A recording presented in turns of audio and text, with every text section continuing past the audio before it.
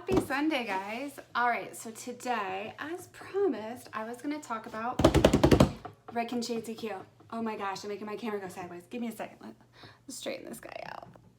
Oh, there we go. Okay, so Redken SEQ has released a new product that I'm so excited about. They sent me this big ass box. I'm excited. It was like Christmas. Thank you, Redken. Compliments of Redken. I have to make sure I disclose that. Before I get into Bonder, a little back history about Bonder. Many hairstylists, we know what it is. We know it helps the hair, but do you know why it helps the hair? So our industry was revolutionized back in 2014 when the first rebonding system came out with, you know, that big company.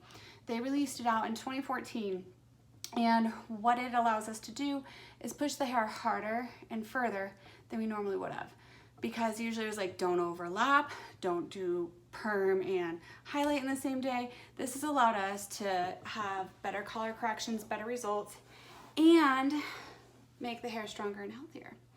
So what happens when you do a color service to the hair, geez, I'm shaking everything, is it breaks the disulfide bonds in the hair. So it's kind of like, think of a ladder, and that ladder has those sides. And when you do a chemical service, those sides come off, creating damage and making the hair fragile. So all these rebonder systems, what their job has been to do is to put those sides back on and make the hair stronger. And in a lot of cases, if it's used with every product, every service, then it's gonna make the hair healthier, longer, stronger, better results. Also, if you're a client watching this, that is why our prices go up. This stuff isn't cheap. So it's expensive to add on to your services. I use it in every service, and I've played with almost every company out there with the rebonding system, and I think it just comes down to preference of application and how you use it. So today, I'm gonna go over Redken's new one that they have released, and also how they did release it. So already Redken has their flash lift with Bonder, and I use that. It makes the hair feel so good every time I blonde it.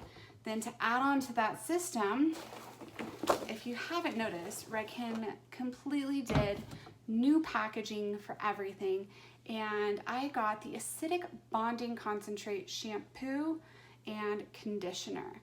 So I started using these two, and there was the third part, the leave-in treatment that you use after you towel dry. But after I would do a highlight, I do the shampoo and conditioner. Oh, the hair, it felt really good.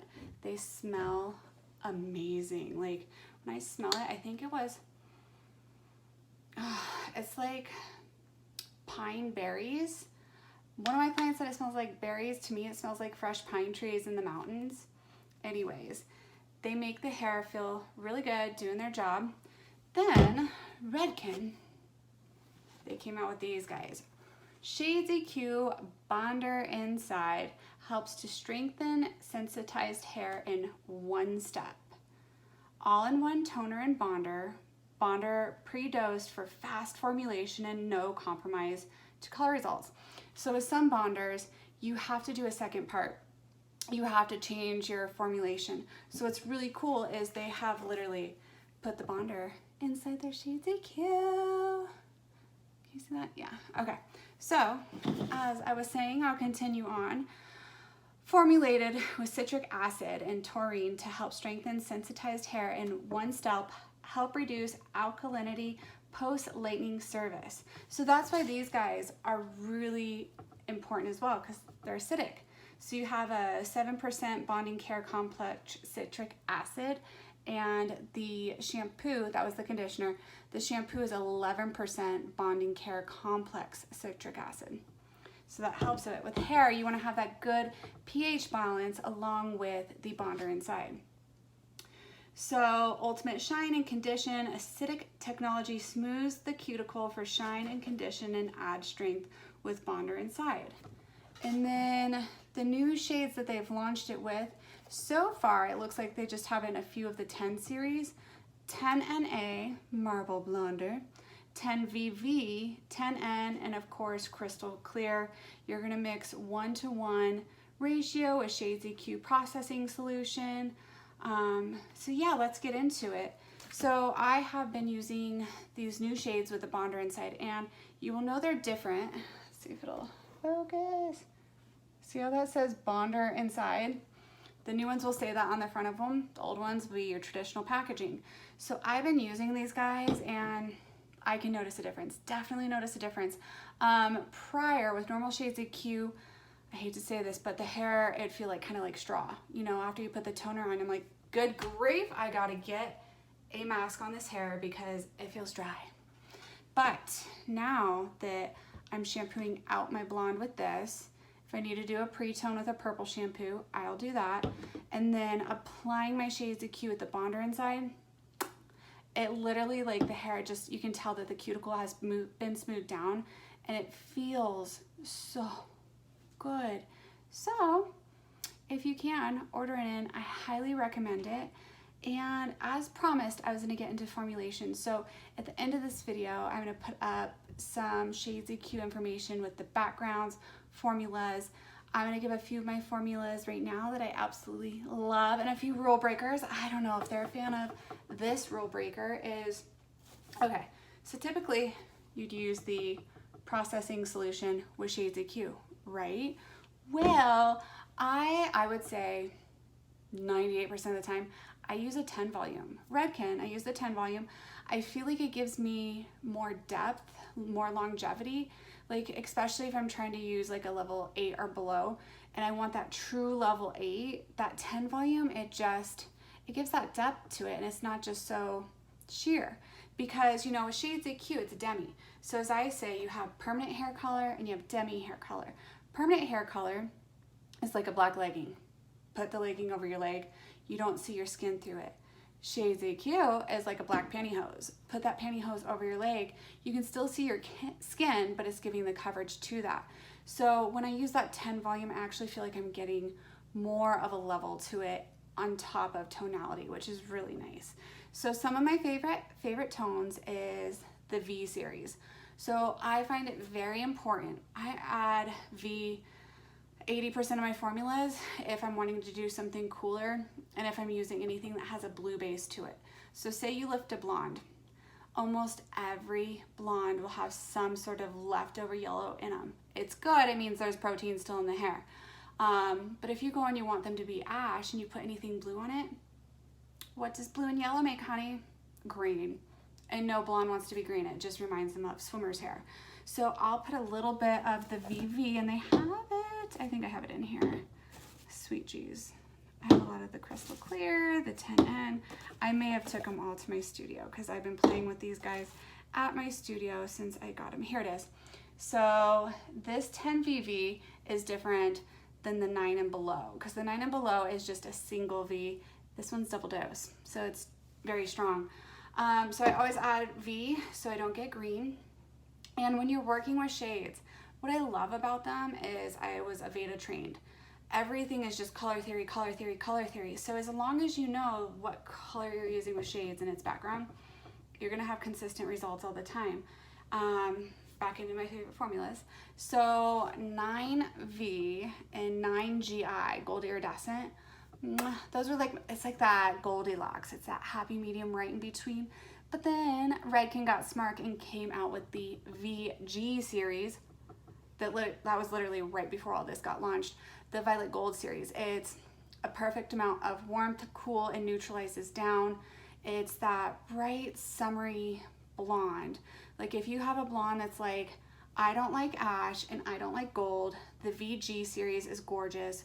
Or mixing the V with the GI, whether it's 8V, 8GI, 9V, 9GI, or mixing amongst those two is really pretty. And they have the 10 series too.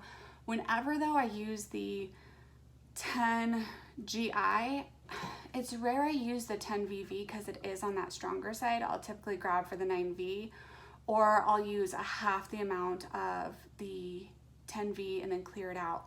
Another thing I get asked too is how much, like, so if you're doing a 9V and a 9GI, how many parts? Well, you got to rinse the hair and look at the hair before you formulate anything. So if you're looking at the hair and you're like, oh, this has got a lot of yellow in it, use more violet. If it looks like it's a clean lift, use equal parts. You got to really look at the hair and see what you have there before you go and mix up any toner, any gloss, and know, what do you see on the hair? What needs to be canceled out? What needs to be enhanced? Then you go and you look at your shades. You don't just go, okay, I want an ash today, so we're gonna put on a 19 and call it a day. No, because you're not gonna get good results. Look at what you have and then formulate.